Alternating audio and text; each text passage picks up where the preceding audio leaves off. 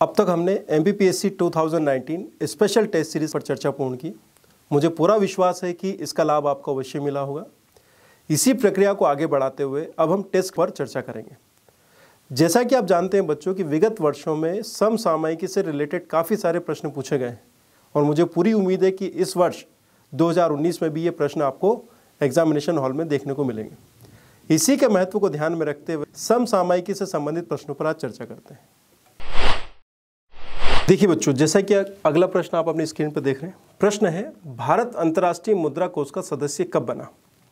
अब बच्चों आप पूछेंगे सर करंट अफेयर्स का क्वेश्चन कैसे हो गया।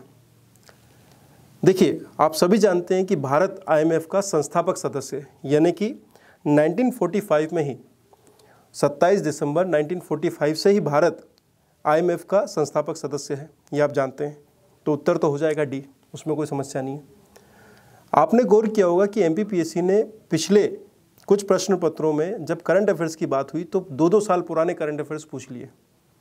जैसे कि आपसे ये पूछा जा सकता है कि IMF का सबसे नवीनतम सदस्य कौन है, और आप ध्यान रखें कि IMF का जो सबसे नवीनतम सदस्य है वो है रिपब्लिक ऑफ नोरू। नोरू वह राज्य है जो कि IMF का सबसे लेटेस्ट में सदस्य बना है, जो कि इसका 189वां सदस्य बना है IMF का। और ये कब बना है? वर्ष 2016 में। आपसे पूछा जा सकता है IMF का सबसे नवीनतम सदस्य कौन सा है, आंसर देना होगा नोरू, रिपब्लिक ऑफ नोरू।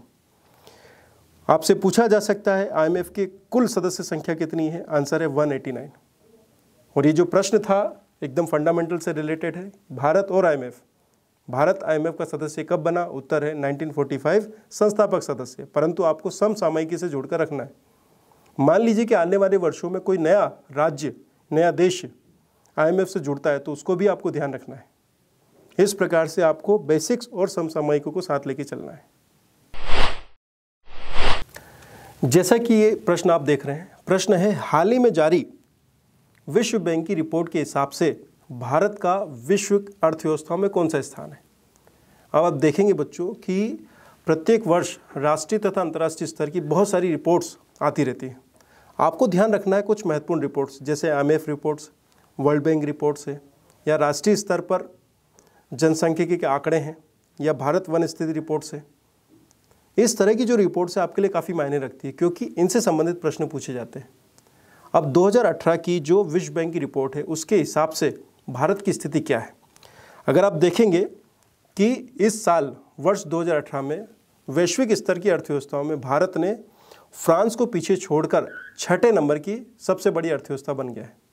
आप ध्यान रखें कि ये डॉलर के मूल्य में है।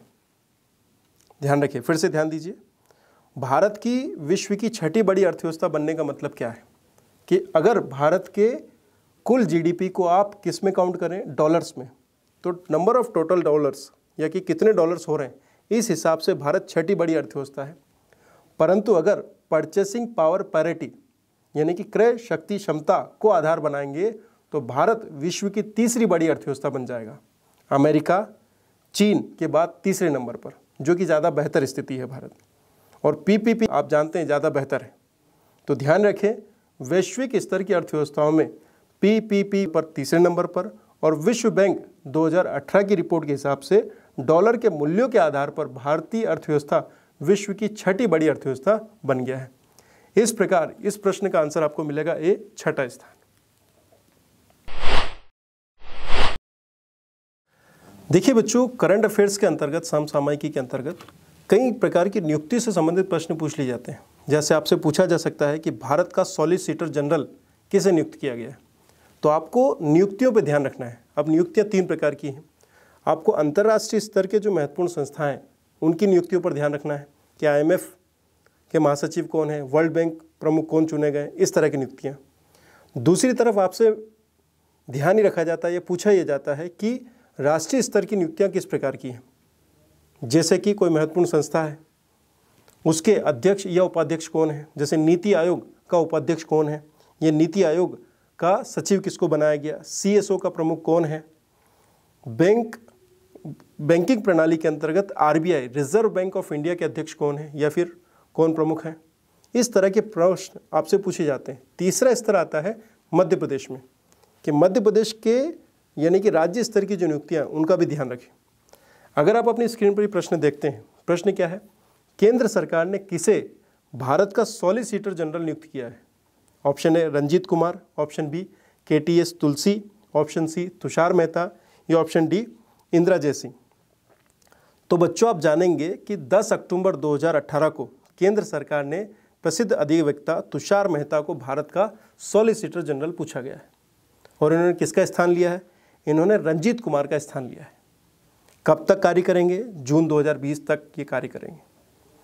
तो इस तरह की नियुक्ति से संबंधित प्रश्नों पर आप नज़र रखें। ये फैक्चुअल प्रश्न है, आपको केवल मेमोराइज करना है, तो इस पर नज़र रखें, इनको नोटबद्ध करें, लिपिबद्ध करें और सही करके आएँ।